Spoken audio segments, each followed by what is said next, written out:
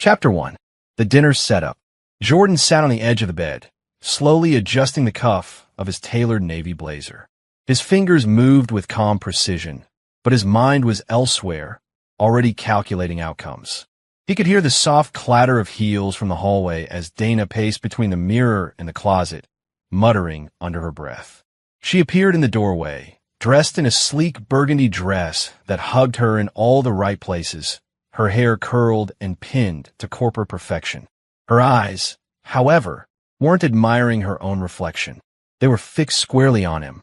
"Jordan," she said sharply, "promise me you're not going to make this weird." He looked up at her, one brow raised. "This dinner means a lot," she continued, arms folding across her chest. "You know how important tonight is. The partners from Nextra, the CEO, my whole team, they're going to be there." "I know," Jordan replied mildly, smoothing out the lapels of his blazer. "You've reminded me 17 times. Dana exhaled sharply. "I just don't want any stunts or stories or your usual mysterious sarcasm. Just be normal. Smile. Shake hands. Compliment someone's ugly tie. Please." Jordan stood, walked over to her, and kissed her cheek lightly. "I'll behave," he murmured. "Scout's honor." She gave him a skeptical look. "You were never a scout." "True," he smirked, "but I've always known how to blend in." Dana didn't laugh. Instead, she grabbed her clutch off the dresser and made for the door. "Let's go. I don't want to be late." Jordan glanced down at his watch as he followed her, an elegant, vintage Omega he never wore unless the night promised to be interesting.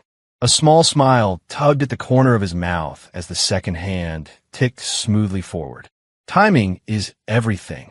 The hotel was exactly what he expected: opulent, self-important, and painfully sterile.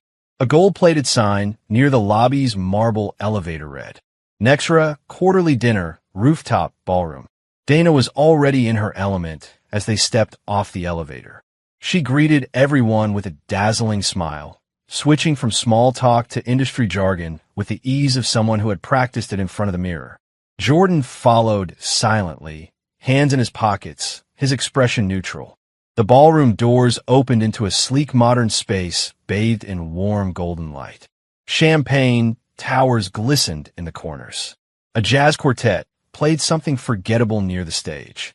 Every table was white linen pristine, and every face wore a mask of polished charm. It was a room full of ambition, expensive suits, confident postures, smug laughs. The smell of power and desperation hung in the air like a designer cologne. As Dana led him toward her table near the center of the room, Jordan caught a dozen eyes flick toward him. He wasn't unknown, but he wasn't known either. To them, he was just Dana's husband. The accessory. "Jordan, this is Michelle. She's the lead PM on our R&D division," Dana said, guiding him into introductions. "And this is Ray from corporate finance. Oh, and that's Paul from legal." Each of them smiled, shook his hand, said polite nothings. Michelle's smile was too sharp. Ray's handshake too firm. Paul barely made eye contact. "You don't talk much, do you?" Michelle asked with a wink. "I find people more interesting when I let them do the talking," Jordan replied smoothly, sipping from his glass. She blinked, unsure whether to laugh or be offended. Dana cut in. "He's just quiet, always observing." Her voice had an edge. "He's a good listener." "I bet he is," Ray chuckled. Jordan said nothing. He just scanned the room with the ease of a man who had read every line of the play before the curtain had even risen. In the far corner, he noticed the CEO, Arthur Langston, distinguished, mid-60s, silver hair slicked back, deep laugh lines around his mouth, holding court at a private table with a few upper-level execs. He was the kind of man who only laughed when others weren't in on the joke. Jordan's eyes narrowed for the briefest second. He knew that laugh. It wasn't joy. It was ownership. "Come on," Dana said, nudging him. "Let's grab our seats. The first course is about to be served." Their table was surrounded by her department, marketing, finance, strategy heads. People who knew the power structure like religion. People who could smell status the way wolves smell blood. Jordan pulled out Dana's chair for her. A few of the coworkers chuckled like they'd just seen a magic trick. "He's old school," Dana said quickly, brushing it off. "Chivalry and all." Across the table, a guy in his early 30s, well-groomed but smirking like he was always one joke ahead, leaned forward. Travis. Jordan clocked him immediately. The kind of guy who wore designer watches on payment plans and dropped crypto terms to sound impressive at brunch. So you're Dana's man, huh? Travis said, grinning. Jordan raised a brow. That's what the marriage certificate says. Travis laughed like he'd been waiting to pounce. Man, must be nice. Staying home, sipping coffee, watching your wife run with the wolves. Dana coughed into her glass. Jordan smiled. It has its perks. Do you even work? Travis pushed. Or you like? Retired early. Dana cut in. Travis, I'm just saying. Travis shrugged, grinning wider. No hate. It's just rare these days to see a man so comfortable letting the woman wear the pants. You're really redefining masculinity, bro. A few chuckles around the table. Jordan leaned back slightly in his chair, gaze fixed on Travis, not hostile, just assessing. You know, Jordan said, voice smooth as velvet. Some people build empires in silence. Others just talk loud and hope someone mistakes it for success. Travis blinked, caught off guard. Jordan smiled and lifted his glass. Cheers to pants, then. Even Michelle snorted at that. Dana shot Jordan a warning glance, but said nothing. She turned her attention to her menu as the first course was served, something complicated with goat cheese and a French name no one could pronounce. Jordan said nothing else. He didn't need to. He was already playing a different game. As the server cleared their table and the wine refills began, Jordan glanced at his watch again. The second hand clicked forward. Timing is everything. Chapter 2. The Mockery. The scent of roasted lamb and truffle risotto filled the ballroom as the waitstaff moved in coordinated silence, delivering entrees to every white linen table. Wine glasses clinked. Polished silverware shimmered under the chandeliers. Laughter rolled from one end of the room to the other, bouncing off the marble columns like a ripple of smug satisfaction. Jordan sat quietly at his end of the table, idly spinning the stem of his wine glass between two fingers. His eyes flicked across the room, absorbing, mapping. Every table had its own rhythm, its own hierarchy. He watched how they leaned in to talk, who interrupted who glanced toward the CEO's table too often. Everyone here was performing. Everyone except him. Across from him, Dana laughed too loudly at something Michelle said, probably another mild office anecdote delivered with theatrical flair. She leaned in just a little more toward her co-workers than she did toward her husband. Jordan noticed, but didn't blink. He didn't need attention. He didn't come for it. He came for the long game. And then came Travis. So, Travis said, dropping his knife with a clatter on his empty plate and wiping his mouth dramatically with a napkin. Jordan, my man, I gotta ask. Jordan turned his head slowly, brows lifted just slightly calm polite. Travis grinned like a man who thought he was charming. What's it like being the trophy husband? Jordan tilted his head. I'm sorry. You know, Travis chuckled, waving his fork in the air. Like Dana's the big boss. The breadwinner. You just kick back, hit the gym, maybe hit the spa. A few soft laughs trickled around the table. Michelle tried to smother a smile behind her napkin. Ray from finance snorted into his glass. Even Dana let out an awkward giggle before raising her champagne to her lips, hiding behind it like a shield. Jordan's eyes flicked to her for the briefest second. That was all he needed to know. He returned his gaze to Travis. The smirk was still plastered across the man's face, but his eyes were searching now, trying to gauge how far he could push. Jordan didn't flinch. He took a slow sip of wine, then set the glass down with precision. It's peaceful, he said calmly. Travis blinked. Peaceful. Jordan smiled faintly, not needing validation, not confusing noise for significance. That kind of peace. There was a beat of silence. Michelle looked between them. Dana stiffened just slightly, but Travis wasn't done. The kind of man who didn't know when to stop, who mistook silence for submission. He leaned forward on his elbows, voice louder now. Half for the table, half for himself. Come on, man. I'm just saying, most guys I know would go nuts sitting at home while their wife runs board meetings. I mean, no offense, he added, not meaning it at all, but doesn't it sting a little? You ever get tired of being a kept man? There it was. Jordan's jaw didn't tighten. His expression didn't shift. But something in the room changed. An unseen thread pulled taut. Dana gave a nervous laugh, eyes darting between them. Travis raised both hands, smirking. I'm joking. Come on, don't go all HR on me. The others chuckled again, but it was thinner now. Uneasy, like they just realized the air had changed but couldn't tell why. Jordan sat back in his chair slowly, fingers steepled under his chin. He looked at Travis like one might look at a curious insect, amused, detached. Then he spoke, his voice calm as ever. Are you done? The words cut through the table like a blade made of ice. Travis opened his mouth, but nothing came out. His smirk faltered for a second. Jordan didn't blink, didn't break eye contact, just leaned back, lifted his glass again, and sipped as if he hadn't just slit the man's ego wide open.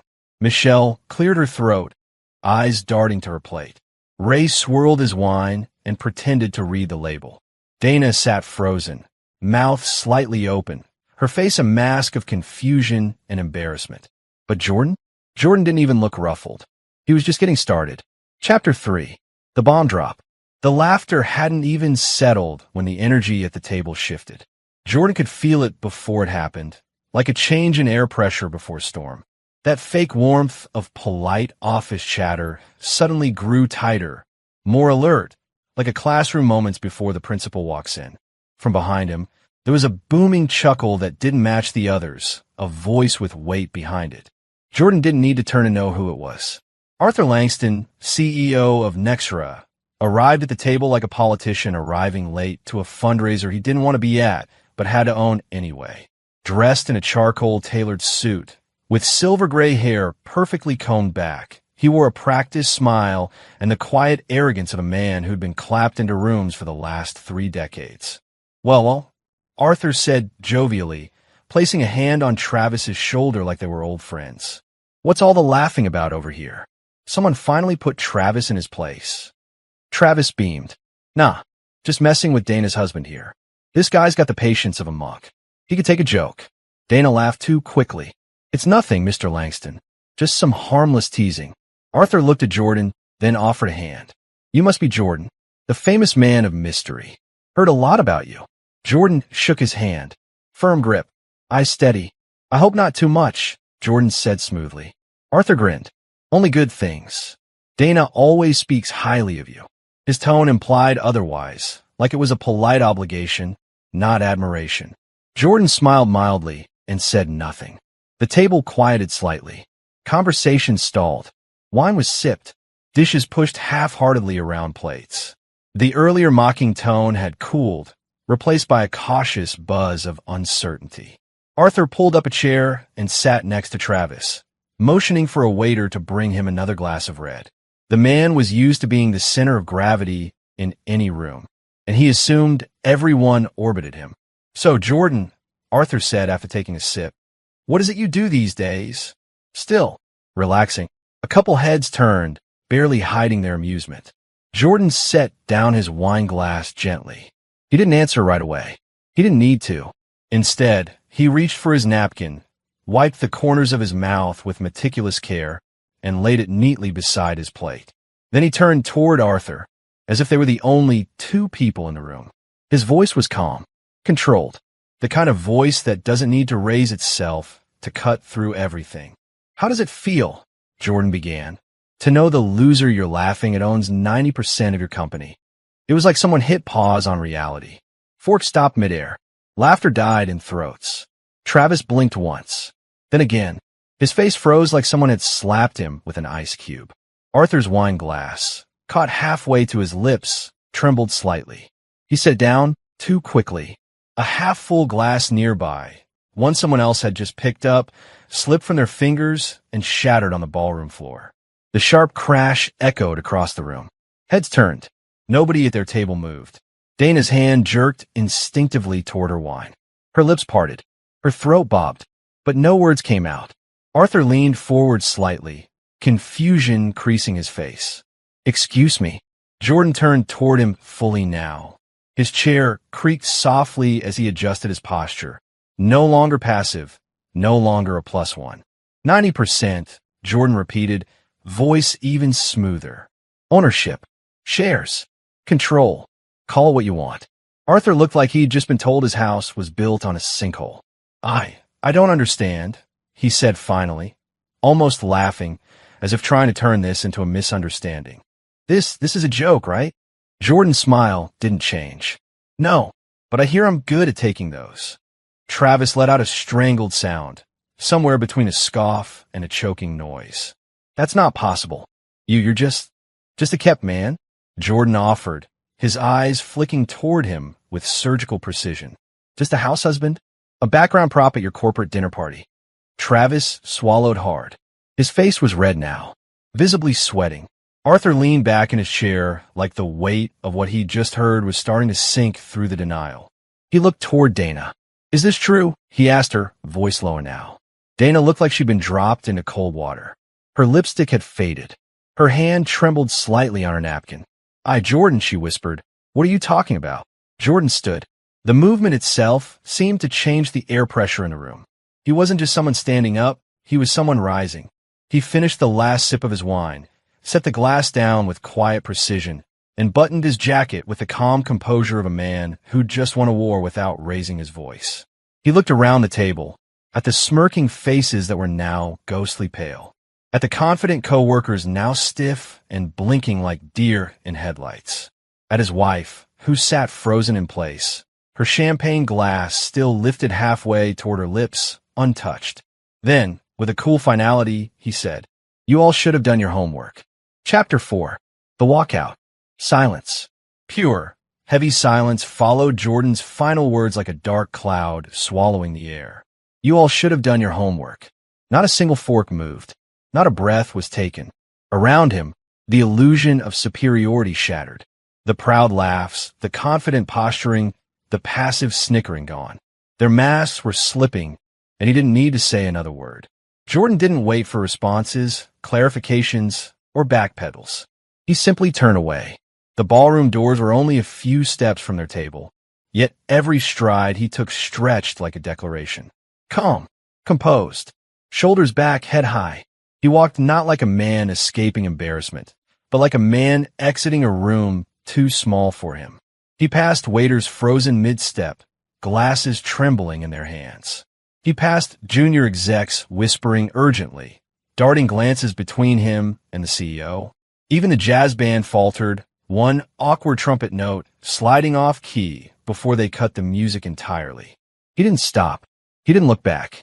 Not until he heard the unmistakable clack of heels echoing behind him in frantic staccato. Jordan, Dana's voice, sharp and high-pitched, sliced through the tension behind him. Jordan, wait.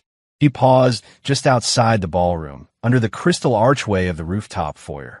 Behind him, the golden lights of the gala spilled out like a stage set left behind. The hotel's rooftop terrace lay ahead, dark, cool, moonlit, quiet. He didn't turn until she reached him. Dana was breathless, cheeks flushed, not from the wine, but from panic. Her clutch was barely zipped. Her heels, red and overpriced, wobbled slightly on the marble tile. Her earrings were swaying like they, too, were trying to catch up. What the hell was that? She demanded, breath ragged. What are you talking about? Jordan finally turned to face her. His eyes weren't angry. That was the part that made her stomach turn. There was no heat, no rage, no eruption. Just cold clarity. A chilling calmness that unnerved her more than if he'd screamed. You want the short version? He asked, hands in his pockets. Yes, she snapped. Please, because I just watched you nuke my company dinner like a madman in a movie. What the hell are you talking about? Jordan exhaled once, slowly, then nodded toward the stars above them, as if aligning himself with the vastness of everything beyond this nonsense. I saved your little company from collapse 3 years ago, he said flatly. I merged it with my firm, Orion Systems. I own everything. Dana's face slackened. What?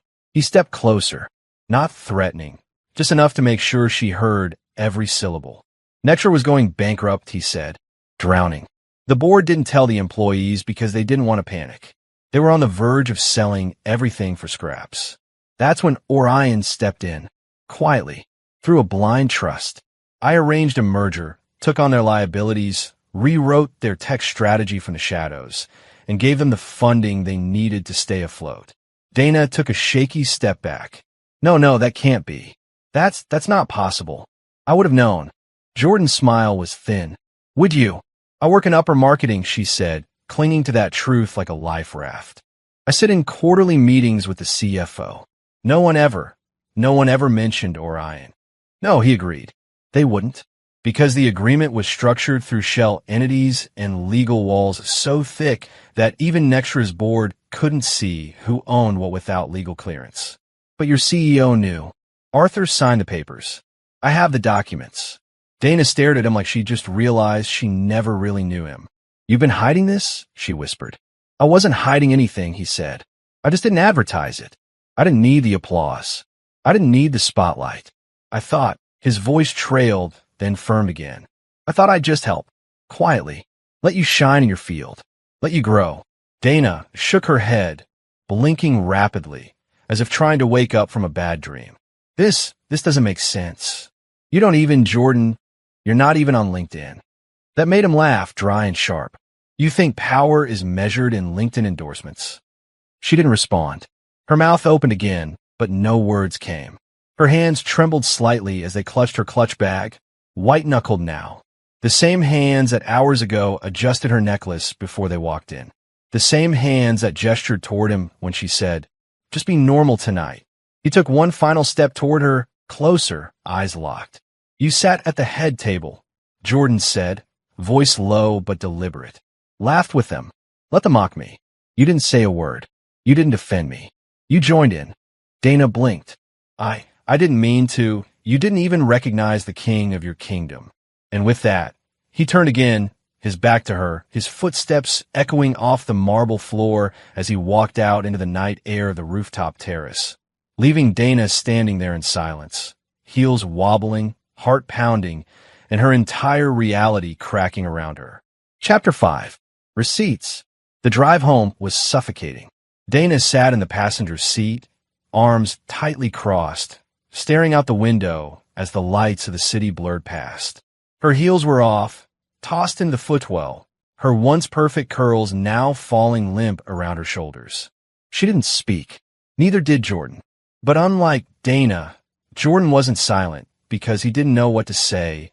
He was silent because he had already said enough. By the time they reached the driveway of their upscale suburban home, she was vibrating with questions, with disbelief, with the raw unease that came from realizing you'd been living in a story you didn't understand, let alone write. The garage door rolled open smoothly, revealing Jordan's side of the garage, neat, minimalist. His motorcycle stood in the corner under a black cover, untouched for months. The Tesla powered down with a soft hum. He stepped out first, unhurried, and made his way inside. Dana followed behind, barefoot, still in her burgundy dress, her clutch clamped under her arm like a security blanket. Jordan, she said as soon as the door clicked shut behind them. Talk to me. He didn't answer. He moved past her, through the sleek hallway, into the office tucked behind the library shelves. She followed close, confused. Jordan, are you serious about what you said at the dinner? You weren't just trying to make a scene, were you? He flicked on the office light. The room was clinical, black wood, cool gray walls, and a single L-shaped desk with dual monitors that hadn't been turned on in weeks. The space felt like it belonged to someone else. Someone sharper. Someone secretive. Dana lingered at the doorway, watching as Jordan walked calmly to the far corner and bent down in front of a steel cabinet bolted into the floor. He turned the dial of a fireproof case. A heavy click echoed through the office. Then another. Dana's eyes followed every movement, her arms wrapping tighter around herself. Wait, what is that? She asked. Jordan didn't reply. He opened the case, reached inside, and pulled out a sleek black folder. Thick, dense, labeled Orion Systems Holdings Private. He placed it on the desk without a word, opened it, and began to lay out the documents like cards in a game he'd already won. One after another. Signed merger contracts, transfer agreements, shell company registries, confidential memos between Nextra's former board and an anonymous capital partner, acquisition notices, ownership statements, trust documents. Dana stepped forward slowly, staring down at the paperwork. What is all this? Receipts, he said simply. Proof.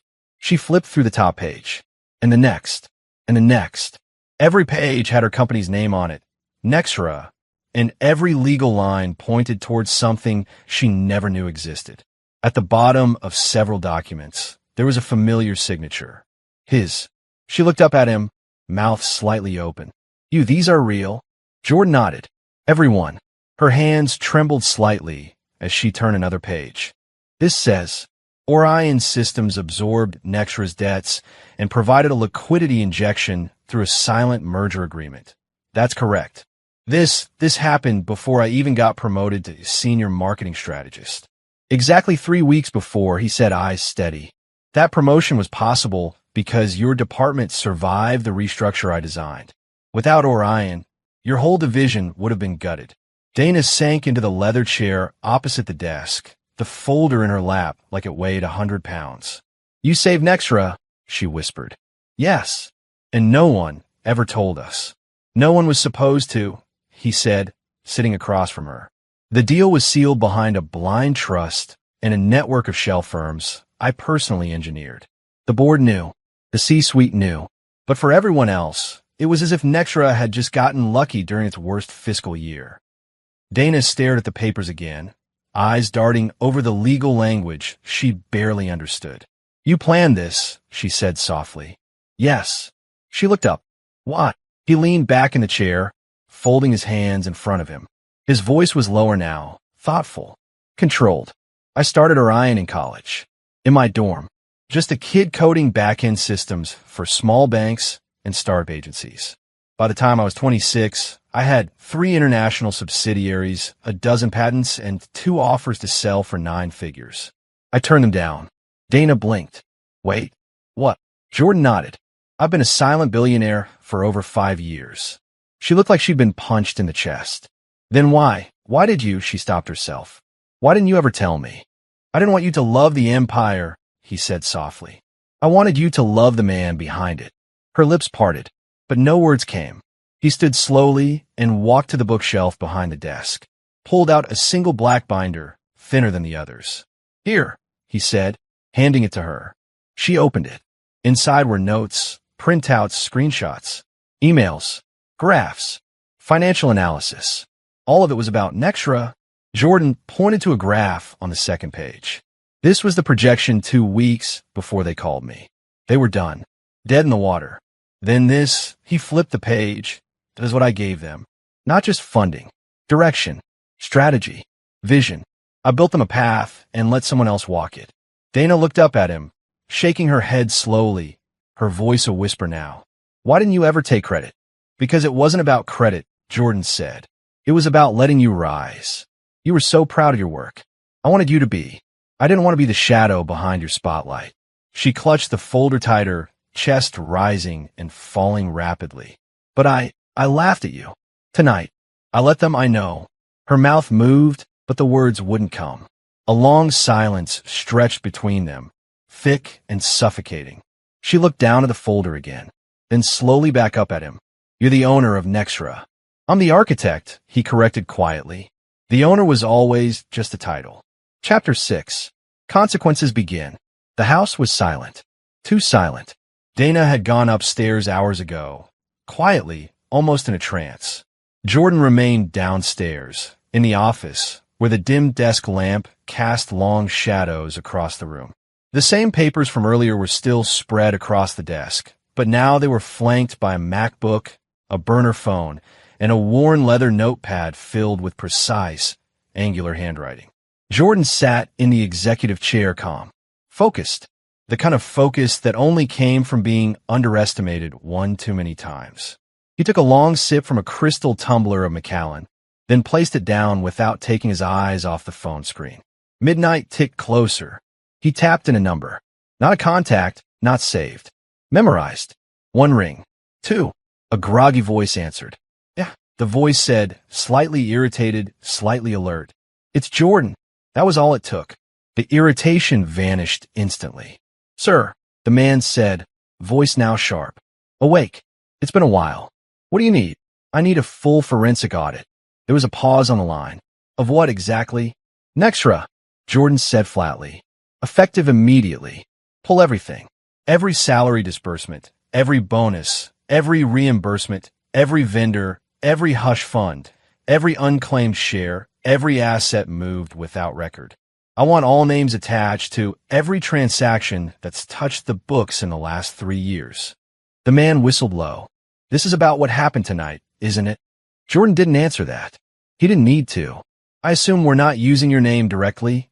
The man asked, already moving to his computer on the other end of the line. Correct. Route everything through Orion's third-tier compliance branch. Use the shell in Singapore for the cross-reference triangulation. Copy that. I'll loop in Celia from compliance and Patrick from legal. I want preliminary results before the emergency board meeting. The man hesitated. Board meeting? Jordan opened his laptop and pulled up his private email server, typing with quiet precision. Yes, I'm calling one. Emergency status. By shareholder right. When? Tomorrow, 9 a.m. You think that's enough time to catch them off guard? Jordan smirked. They're already off guard. They just don't know it yet. The man chuckled. Understood. I'll have a data team pull an all-nighter. You want them to prioritize anything specific. Start with Travis Denner. Ah, the voice said knowingly. The mouthy one? Jordan's eyes hardened. He called me a trophy husband. Mocked me in front of the entire senior staff. I want to know what skeletons he's hiding. Roger that. I'll dig into his company credit card statements and flag reimbursements. I've got an intern who's vicious with spreadsheets. Good, Jordan said. Also check Dana's departmental budgets. Another pause. Are you thinking she's involved in? No, Jordan said quickly. I don't think she is, but I want to know who around her is. If anyone used her name to funnel something past finance, I want their head. Understood. Jordan leaned back in the chair and stared at the ceiling, breathing slowly, letting the stillness guide his thoughts. Then, almost as an afterthought, and scanned for irregular contracts, consultant payments, temporary hires with unusually large payouts, startups they might be laundering through. The man let out a soft laugh. Sir, this feels less like an audit and more like a declaration of war. Jordan finally smiled. They laughed at the owner of the company in his presence. Let's see how funny they are tomorrow. The man was silent for a moment. Then he said, with admiration, It's going to be a massacre. I'm not aiming to massacre, Jordan said evenly. Just a cleanse. He ended the call without another word. Silence returned to the room. Jordan sat still for a long moment, letting the weight of what was coming settle over him. Not with dread, but with resolve. This wasn't about pride anymore. It wasn't about ego. It was about consequence. About respect. He picked up the glass again and swirled the amber liquid. The room smelled like power and wood polish and quiet vengeance. He took a final sip, stood, and walked over to the large whiteboard on the wall. With a black marker, he wrote in large, block letters at the top. Nextra, operation. Clean house beneath it, he drew 3 boxes. 1. Travis Denner 2. CEO, Arthur Gaines 3. C-Suite Compliance Network, he drew arrows. Dates. Names. A line connecting Dana's department to Arthur's budget reallocations. A dotted circle around the quarterly reports that had shown record growth, but had no clear revenue trail to explain it. Falsified projections, Jordan muttered to himself. Artificial inflation. Possibly stock manipulation. He stepped back and looked at the board. Tomorrow would be explosive. He would walk into that boardroom not as the man they thought they mocked, but as the hand that signed their paychecks. As the ghost behind their rise. The god of their system. And he would burn down every inch of rot they built in his absence. Jordan capped the marker, walked back to his desk, and sent one final email to his corporate liaison. Subject: Emergency board session, shareholder mandate time. 9:00 a.m. location. Nextra HQ, executive floor, conference room, A purpose. Internal audit review. Restructure discussion. Attendance. Mandatory. Authority.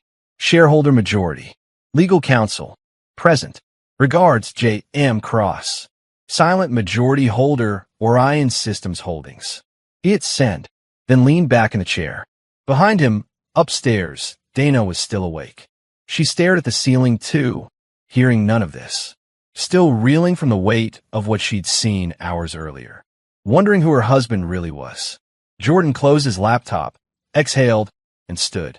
This kingdom was his, and the court was about to kneel. Chapter 7. The Purge. The elevator doors opened with a soft chime. Jordan stepped out first. He wore a tailored charcoal suit, midnight black tie, cufflinks shaped like phoenix wings, and an expression carved from stone. On his left was his lead counsel, Celia Hart, a silver-haired woman in her 50s with a piercing gaze and a folder tucked tightly under her arm. On his right, his executive assistant, Ronan, tall, silent, and wired in like a special forces operator with a tablet and Bluetooth earpiece. They strode across the polished marble floor of Nexra's executive level like a blade slicing through silence. Employees parted like the Red Sea. Someone whispered, "Is that the guy from the dinner?" Someone else whispered, "That's Dana's husband." They walked past glass offices filled with stunned faces. Whispers turned into frantic texts. Executives peered through blinds. By the time Jordan pushed open the doors to conference room, a dozen board members and department heads were already seated, fidgeting, murmuring, waiting. Arthur Gaines, the CEO, stood at the head of the table, adjusting his cufflinks and trying to mask the nervous tremble in his jaw.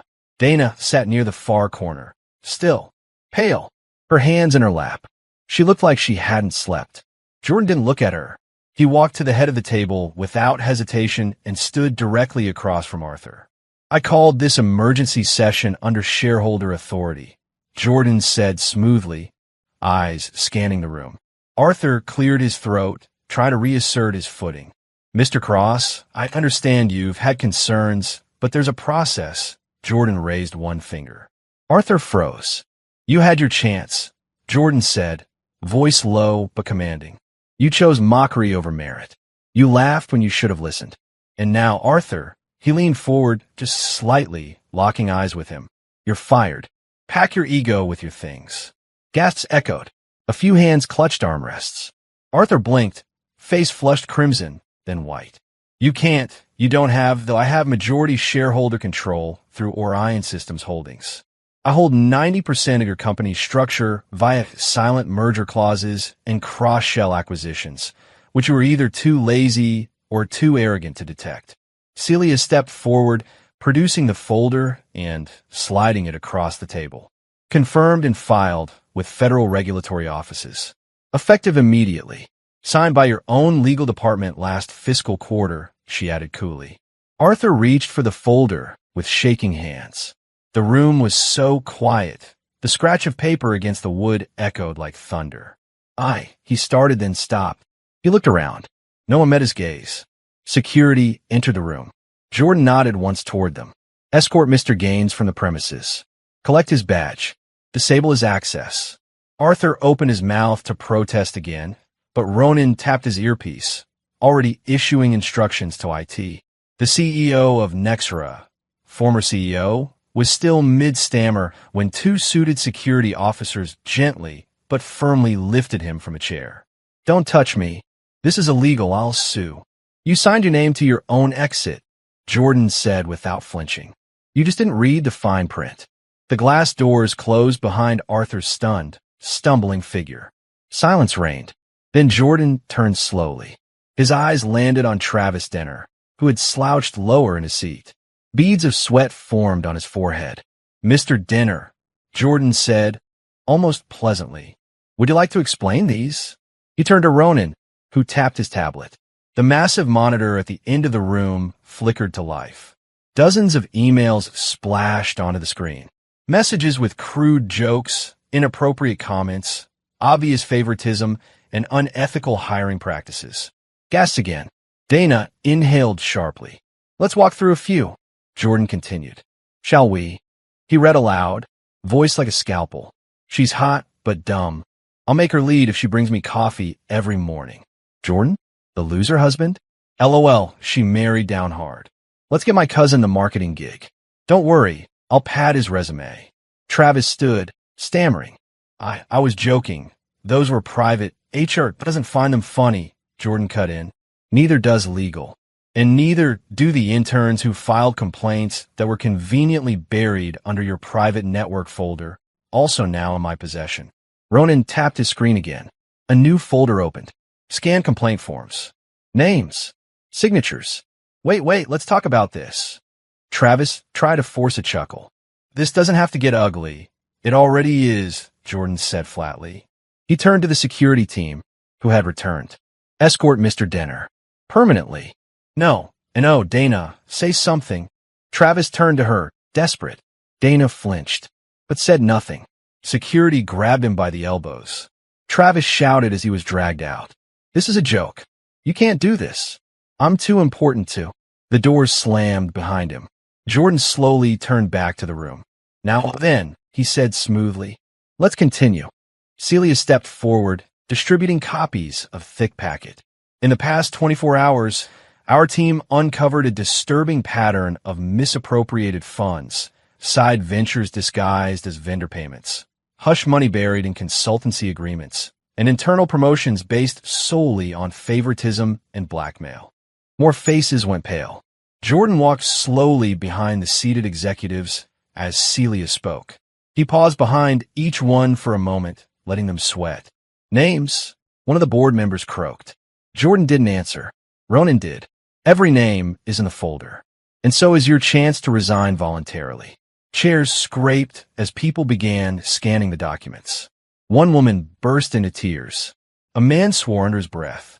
Another stood and simply walked out, leaving his badge on the table. Jordan finally took his seat at the head of the table, where Arthur once sat. His fingers drummed lightly. He said nothing for a long while, letting the shame soak the room like oil waiting for a match. At last, his eyes drifted just slightly to the corner of the room. Dana sat, hands clenched, watching her world collapse. She didn't speak. She didn't move. She just stared at the man she thought she knew, now wielding power like a blade. And Jordan? He didn't look at her again. Chapter 8. The Rise of Merit. It was barely sunrise the next morning when Jordan stepped out of the private elevator and entered the executive floor of Nextra. He didn't need a grand entrance this time. The storm had already passed. Now it was time to rebuild on his terms. Ronan was already waiting near the boardroom, phone pressed to his ear, nodding efficiently as Jordan approached. Legal cleanups moving fast. 3 resignations came in overnight, Ronan reported. Another 5 are drafting theirs this morning. Jordan gave a small nod, already reviewing the email draft on his phone.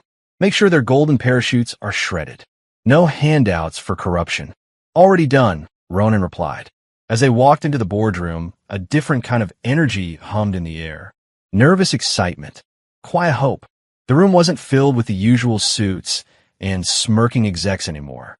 Instead, a collection of mid-tier employees sat awkwardly around the table. Team leads, engineers, junior VPs, people who rarely got this close to power. Jordan moved to the head of the table. This won't take long, he began, setting his phone down. We're restructuring. And I'm not talking about budget cuts or new slogans. I'm talking about rebuilding Nextra from the marrow. He gestured to a petite woman seated 3 chairs down. Margaret Wu, he said. Margaret straightened in her seat, startled. Jordan continued. You wrote a proposal 6 months ago outlining how to reduce system lag by 40%. It was buried. Ignored. What?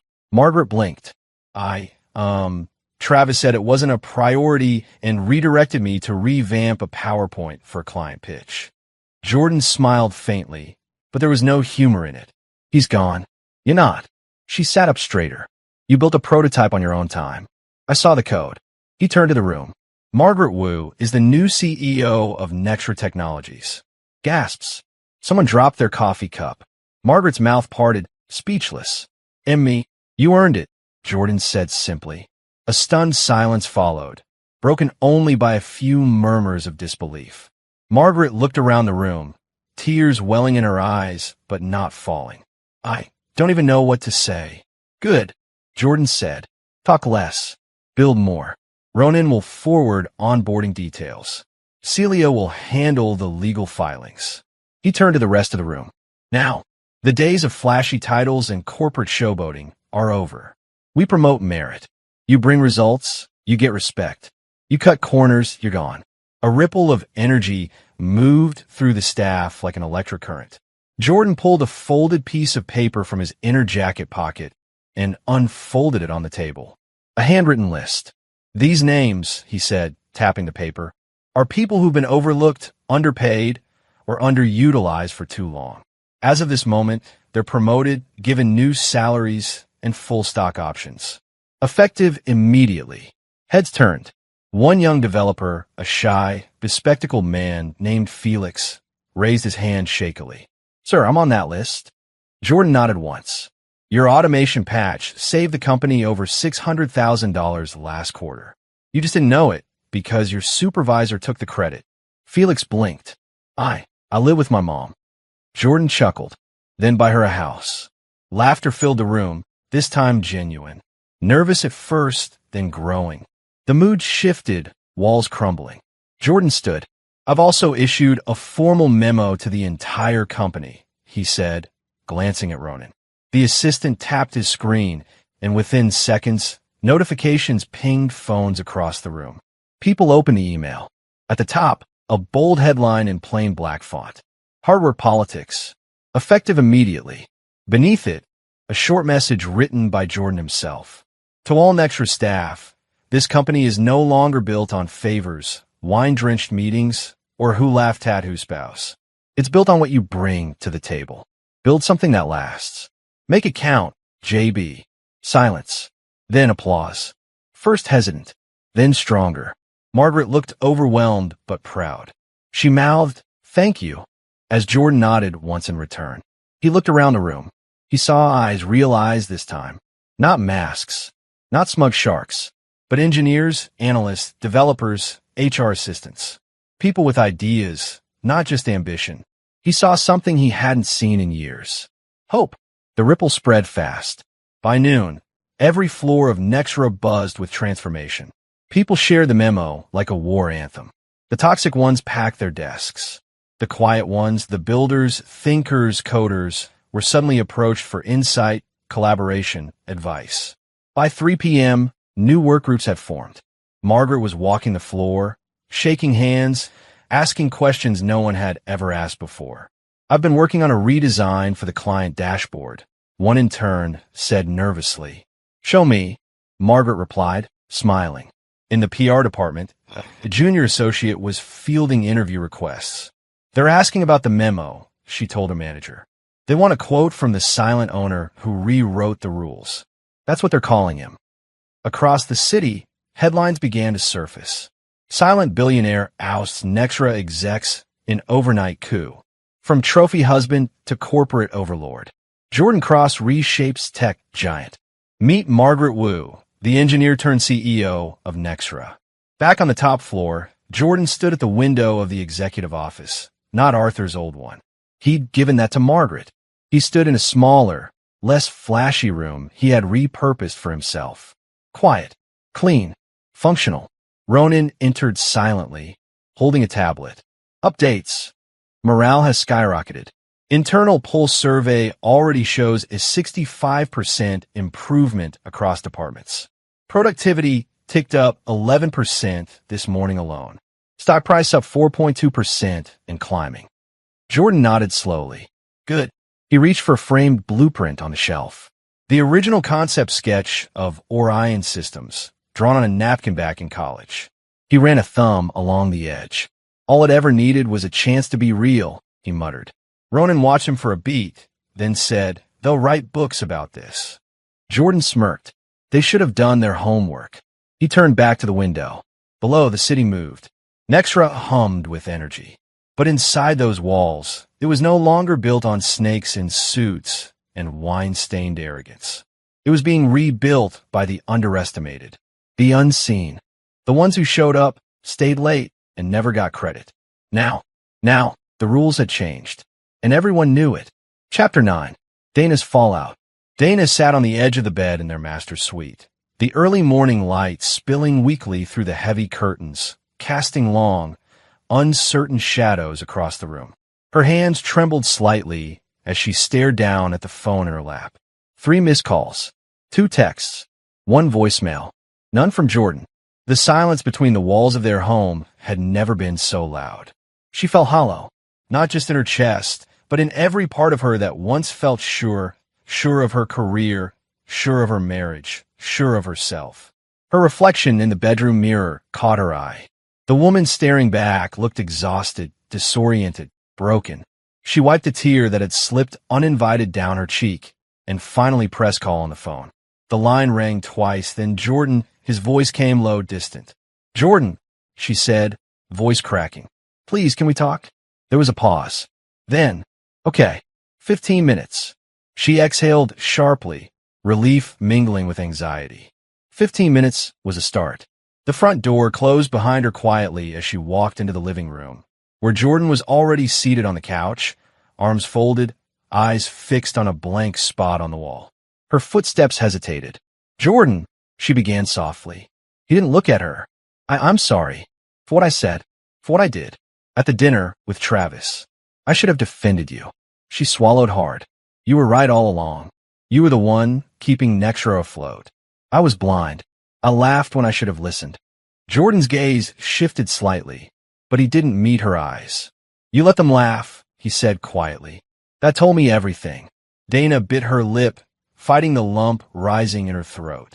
"I thought I knew you," she whispered, voice breaking. "I thought I married the man I loved."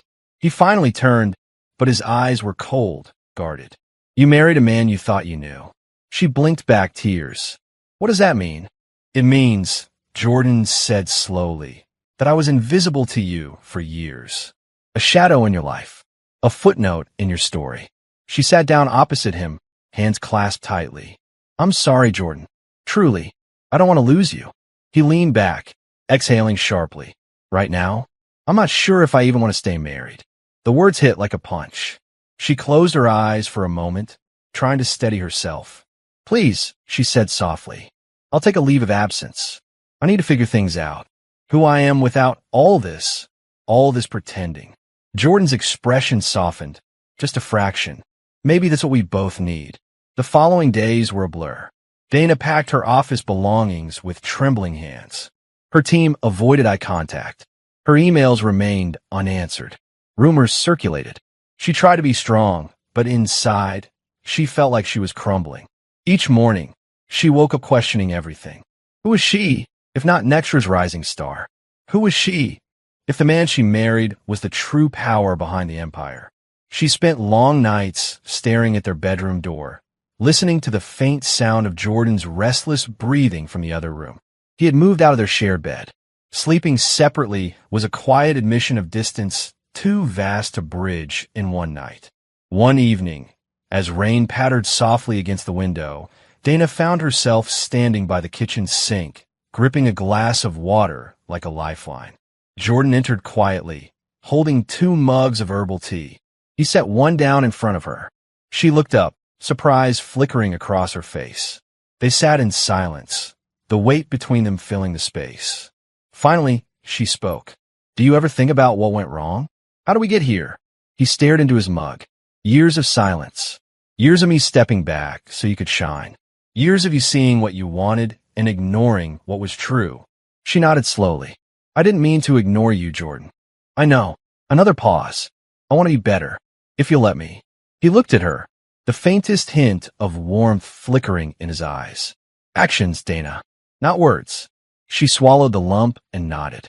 The following week, Dana left the house for work less and less. Finally, she called HR and submitted a formal request for a leave of absence. Her world felt shattered, yet strangely empty, a blank slate she didn't know how to fill. She spent her days walking through quiet parks, sitting in cafes, trying to find the pieces of herself that had been buried beneath ambition, pride, and denial. At night, the house was cold. Jordan slept in the guest room. They no longer shared whispered conversations or touches that once sparked fires. The gulf between them felt cavernous. Dana lay awake more nights than not, staring at the ceiling, the reality sinking deeper. She had married a king, but treated him like a servant. And now, the crown was heavy on both their heads. Chapter 10. The Legacy. Weeks passed like a swift current, carrying Nextra forward on a tide of renewed energy and promise. The once stifling corridors that had echoed with whispered politics and hollow laughter now buzzed with purposeful conversations. The hum of creativity and the rapid clatter of keyboards from teams energized by clear direction and real opportunity. Jordan stood on the balcony of Nexra's newly renovated executive wing, overlooking the sprawling campus below. The city skyline stretched beyond, glistening under the afternoon sun like a vast network of ambitions waiting to be realized. Beside him, Margaret Wu, the newly appointed CEO, was deep in discussion with a group of engineers. They had just returned from a demo of a breakthrough software update designed to slash processing times by nearly half. Jordan watched them with a quiet smile, hands folded behind his back. "This is the beginning of something real," he said softly, more to himself than anyone else. Margaret turned, catching his gaze. "Thanks to you, Jordan." He shook his head, humility brief but genuine. "Thanks to all of us." It was time for merit to lead the way. Politics and games only hold back progress. Her eyes sparkled with determination. "And it's not just about the company anymore, is it?" Jordan's face grew serious. "No, it's about creating a future where talent isn't stifled by circumstance, where a kid from anywhere can learn to code, to innovate, to build." That very vision had been germinating since the upheaval. Jordan had spent countless late nights drafting plans and making calls, driven by a purpose far beyond profits. Now, the fruits of those efforts were blossoming. He had launched the Orion Foundation, a nonprofit dedicated to providing underprivileged youth with access to technology education, mentorship, and career pathways in STEM fields. Their pilot program was already active in several underfunded schools across the city. Today was the official announcement. The press conference was held in Nexra's bright atrium, flooded with natural light. Jordan stepped up to the podium, his usual calm replaced by a flicker of passion. Microphones clicked on, cameras focused, and a sea of reporters leaned forward. "Ladies and gentlemen," Jordan began, voice steady and confident, "we live in a world where technology shapes our everyday. But far too many young minds are left behind, unable to access the tools and education needed to succeed." He paused, letting the weight of the statement settle. "That's why today, Nexra and Orion Systems are proud to launch the Orion Foundation, dedicated to breaking down those barriers." Behind him, a large screen flickered on, displaying images of smiling students coding, mentors guiding workshops, and futuristic labs buzzing with activity. Jordan smiled, the warmth genuine. This foundation will provide scholarships, hands-on training, internships, and mentorship programs designed to unlock potential wherever it exists, no matter background, race, or economic status. Questions came fast and sharp. "Mr. Cross, why the focus on youth programs?" Jordan answered without hesitation. "I believe the future belongs to those who build it.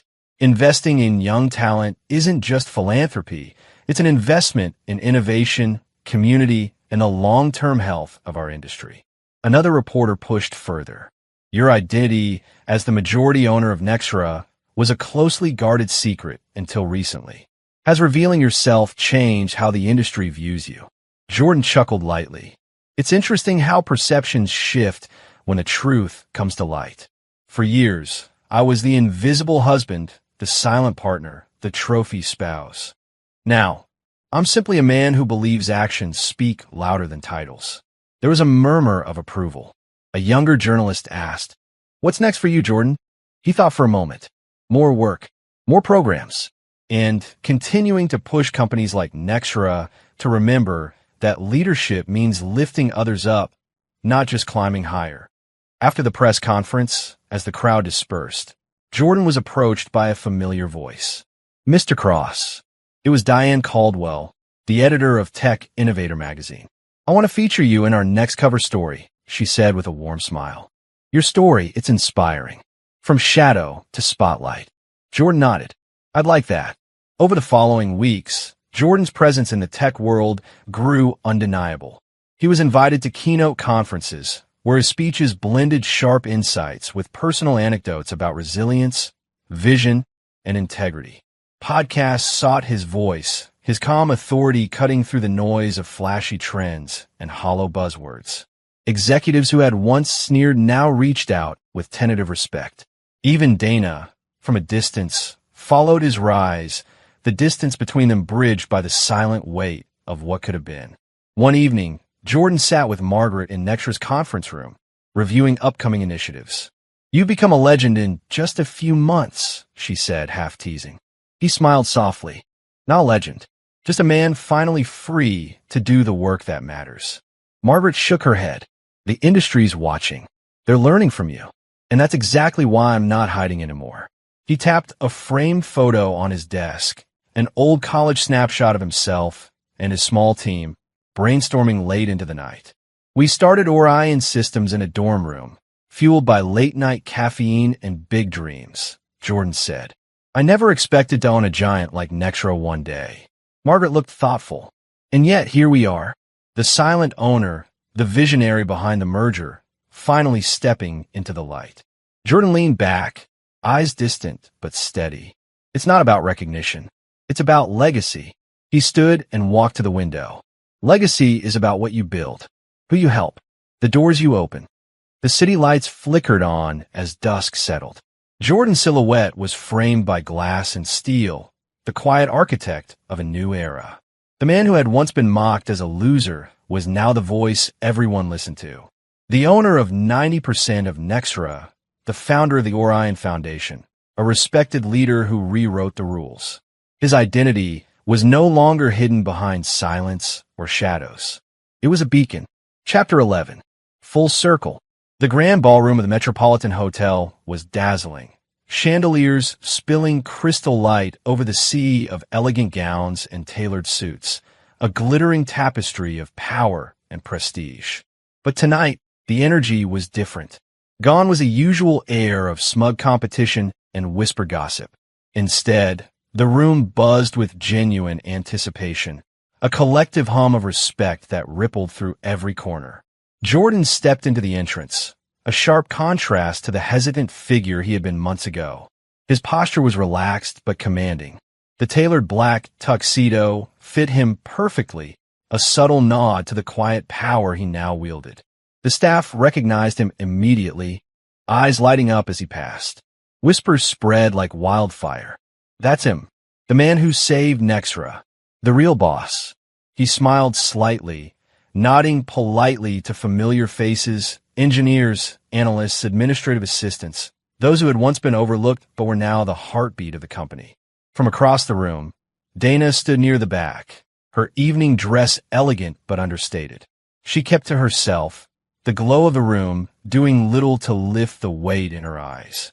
She watched Jordan move through the crowd with the quiet assurance of a man who had found his throne, not by force or volume, but by sheer presence. The event was about celebrating Nextra's milestone year, but the highlight of the evening was the announcement of the CEO's Award for Visionary Leadership, a prize voted on by employees, shareholders, and industry peers. Jordan was the unanimous choice. When his name was called, the applause was immediate and thunderous. He made his way to the stage with calm dignity, the crowd rising to their feet in a standing ovation that lasted nearly a full minute. Dana clapped quietly from her seat near the back, her gaze fixed on the man she once underestimated. Jordan adjusted the microphone, the room settling into expectant silence. He took a breath, then began. "Thank you." His voice was steady, rich with the weight of hard-won experience. "When I first walked into Nextra, I was invisible, a shadow in the boardroom, a name no one knew. I was the loser husband, the silent partner, the man others mocked." He paused, scanning the faces before him, not with anger, but with resolve. But here's the truth. Sometimes the loudest person in the room isn't the strongest. Sometimes they're the weakest. A murmur of agreement rippled through the crowd. Jordan's eyes glinted with quiet fire. "I didn't come here to shout or fight. I came to build, to listen, to earn respect, not by volume, but by results." The audience leaned in, hanging on his every word. He continued, voice steady but passionate. "Power isn't about dominance or intimidation. It's about patience, persistence, and the ability to create something that lasts. Jordan's gaze flicked to Dana, her eyes glistening with tears she fought to hide. "And respect," he said softly. "Respect is earned. It's not given away lightly." The room was silent now, the weight of his message sinking deep. He smiled, a slow, confident smile. "So, to those who laughed when I was quiet, to those who doubted when I stayed calm, I thank you. Because while you were busy laughing, I was building empires. A beat. Sometimes the loudest in a room is the weakest. I prefer to build empires while they laugh." The crowd erupted again, this time louder, more heartfelt. Hands clapped until they ached. Voices cheered. Jordan stepped down, shaking hands, exchanging nods. Margaret approached, beaming. "You were incredible up there." Jordan nodded. "It's not about me. It's about all of us." Dana lingered near the exit, waiting until the crowd thinned. When their eyes met, something unspoken passed between them, a mixture of regret, respect, and unresolved history. She finally whispered, "You changed everything." Jordan's answer was quiet but sure. "Sometimes, the man you think you know isn't the man you needed to see." And with that, the gala came full circle. The man once mocked was now the man who commanded the room. The empire stood tall, and the laughter had long since turned to applause.